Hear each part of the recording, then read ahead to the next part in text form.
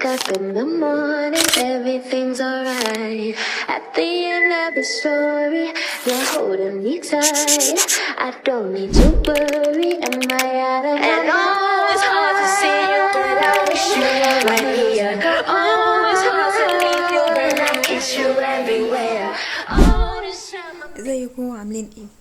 بقالي فترة بفكر في موضوع الروتين، ومش علشان انا حياتي فوضى خالص، لا، بس عشان حاسة ان في حاجات مهمة بتتأجل كل يوم ومش بنجز اي حاجة. فقررت اجرب تحدي ال90 يوم او روتين ال90 يوم. التحدي ده مش صعب نظريا نهائي، بس الالتزام بيه كل يوم وان انا اكون بعمل نفس الحاجات دي لمدة 90 يوم هو ده الجزء الصعب، وده اليوم الاول. خليني الاول اقول لكم ايه التحدي ده اصلا، او انا عايزه اقول عليه روتين مش تحدي، لانه انا مش بحاول اضغط نفسي باي شكل من الاشكال ان انا استمر في التحدي ده، بالعكس، ده انا بحاول امشي فيه بكل سلاسة وهدوء، ومش عايزاه يكون تحدي او ضغط ويكون ضغط نفسي عليا نهائي. فهو روتين. انا اخترت 7 حاجات التزم بيها كل يوم لمدة 90 يوم. انا عارفة ان 90 يوم ده كتير قوي، بس فعلا حاسة ان انا عايزة اثبت العادات دي لوقت طويل قوي عشان تبقى جزء من حياتي. الحاجات دي زي مثلا ان انا اشرب 3 لتر مية، ان انا اعمل تمرينات كل يوم ايا كان ايه نوع التمرينات دي، ان انا اواظب على قراءة ورد من القرآن واقول اذكار الصباح والمساء، وطبعا اذاكر لو احنا في الدراسة، وانجز مثلا شغل او اي حاجة لو احنا في الاجازة. اخد الحديد والفيتامينات بتاعتي، ولازم طبعا اصحى بدري عشان اقدر انجز كل ده. مفيش حاجة منهم جديدة عليا، عامة في حاجات كتير اوي انا بعملها بس بطريقة عشوائية شوية. فالتحدي مش اني اتعلم اعمل حاجة جديدة او اضيف حاجة جديدة على الروتين بتاعي، التحدي او الروتين عبارة عن بس التزام. طيب خليني اديكوا ريكاب سريع كده على اللي حصل في اليوم. اول يوم، اليوم ده انا صحيت بدري، بس اكسترا بدري، يعني انا صحيت صليت الفجر وقررت ان انا هفضل صاحية مش هكمل نوم تاني. فطرت فطار بسيط، كوباية القهوة، وبعدين قعدت اقرأ شوية قرآن، وبعدين قلت الاذكار، ودي كانت حاجتين انا عايزة اعملهم، وكده يكون اول تسكين عملتهم.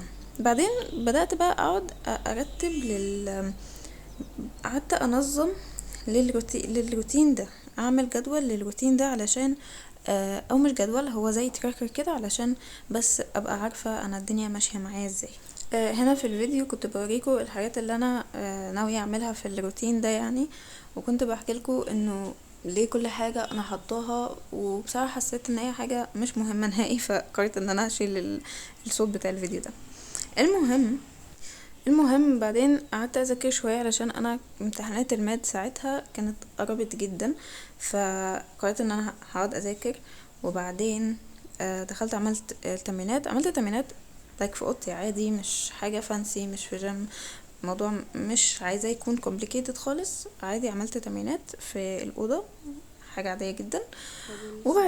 وبعدين طبعا المية، ودي حاجة انا حاساها كويسة جدا، وانه كل حاجة بتساعد التانية في الروتين ده. يعني مثلا لما بعمل تمرينات طبعا الواحد بيعطش جدا، فالتمرينات دي بتخليني اخلص مثلا تاسك المية ده، او ان انا اشرب كمية المية المطلوبة.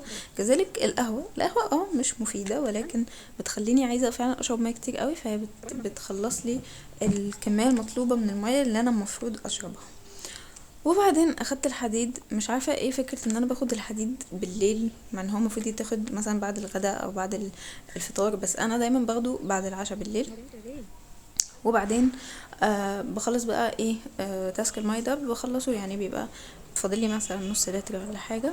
ازازه الماء اللي انا بشرب منها هي عباره عن لتر ونص، فانا بس بشرب منها مثلا مرتين، اكون كده عملت 3 لتر، وانا اصلا بشرب منها اكتر من مرتين، ودي حاجه بصراحه يعني بسطاني جدا. انا بقيت بشرب ميه كتير جدا وانا مش واخده بالي، والموضوع مبقاش عامل لي ازمه او محسسني انه انا ستريس جدا من الموضوع ان انا لازم اشرب ميه كتير.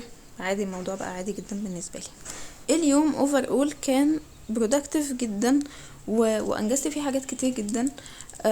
طبعا جست اول يوم فمش هحس بتغيير كبير يعني، ولكن يكفي ان انا جست بدأت وما استنيتش اللحظة البيرفكت والكلام ده كله، انا بدأت وقت ما حسيت ان انا عايزة ابدأ، بس هي دي الفكرة. فارسلت ليكوا في الفيديو ده لو انتوا عايزين تبدأوا اي تحدي من التحديات بقى، 70 يوم 90 يوم 20 يوم ايا كان، ابدأوا واحدة واحدة وما تستنوش اللحظة بيرفكت لانها مش هتيجي. انا اسفه ان انا بقول كده بس هي فعلا مش هتيجي، ما تستنوهاش. وقولوا لي في الكومنتس ايه الحاجه اللي انتوا عايزين تلتزموا بيها وتثبتوها في الروتين بتاعكم، وهنكمل مع بعض باذن الله ال90 يوم. اشوفكم الفيديو الجاي.